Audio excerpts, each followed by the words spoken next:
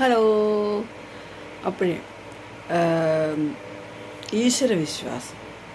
ഈശ്വരവിശ്വാസം നമ്മളൊരാളിൽ അടിച്ചേൽപ്പിക്കേണ്ടതല്ല, അത് അനുഭവത്തിൽ നിന്ന് സ്വായത്തമാക്കേണ്ടതാണ്, അല്ലേ?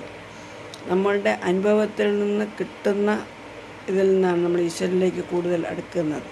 ഈശ്വരൻ എന്നുള്ളൊരു ശക്തി ഉണ്ട് എന്ന് നമുക്ക് മനസ്സിലാവുന്നു. അടിച്ചേൽപ്പിച്ച് ഉണ്ടാക്കുന്ന ഈശ്വര ഭക്തി ഒരിക്കലും ഭക്തിയല്ല, വിശ്വാസമല്ല, ഈശ്വര വിശ്വാസവുമല്ല. അത് നമ്മൾ ശാപം പിടിച്ചു പറ്റുന്ന ഒന്നായിരിക്കും. അതുപോലെ നമുക്ക് വാക്കുകൾ കൊണ്ട് പലതും പറയാം, പക്ഷെ അത് പ്രാവർത്തികമാക്കാൻ അതിലേറെ പ്രയാസമാണ്. മനസ്സിലാകുന്നുണ്ടോ? പ്രാവർത്തികമാക്കാൻ അതിലേറെ പ്രയാസമാണ്, അല്ലേ? വാക്കുകൾ കൊണ്ട് നമുക്ക് അങ്ങനെ ചെയ്താലെന്താ, ഇങ്ങനെ ചെയ്താലെന്താ എന്നൊക്കെ നമുക്ക് പറയാം, പക്ഷേ അത് പ്രവൃത്തിയിൽ കൊണ്ടുവരാൻ ഏറെ പ്രയാസമാണ്. പറയുന്നവർക്ക് പോലും നടപ്പിലാക്കാൻ പറ്റത്തില്ല. അത് അവനവൻ്റെ നേരെ വരുമ്പോൾ മാത്രമേ അത് എത്ര കാഠിന്യമുള്ളതാണെന്ന് മനസ്സിലാക്കാൻ പറ്റും, അല്ലേ?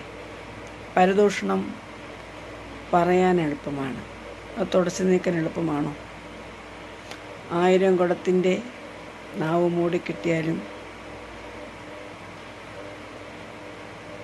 1000 കുടത്തിൻ്റെ നാവും ഒരാളുടെ നാവ് മൂടിക്കെട്ടാം, 1000 കുടത്തിൻ്റെ നാവ് മൂടിക്കെട്ടാൻ പറ്റുമോ എന്ന് പറഞ്ഞതുപോലെയാണ് പരദൂഷണം. പറഞ്ഞു വരുത്തി ജീവിതത്തെ തകർക്കാമെന്നല്ലാതെ ആ പരദൂഷണം കൊണ്ട് ഒരു ഗുണവും ഉണ്ടാവുന്നില്ല, നാശമല്ലാതെ, അല്ലേ? പറയാൻ എന്താ എളുപ്പമല്ലേ? ജീവിതത്തിൻ്റെ ഓരോ ഘട്ടത്തിൽ കൂടെ കടന്നു പോകുമ്പോൾ മാത്രമേ നമുക്ക് നേരെ വരുമ്പോൾ മാത്രമേ അതിൻ്റെ വേദനയും ആഴവും മനസ്സിലാകത്തുള്ളൂ, അല്ലേ?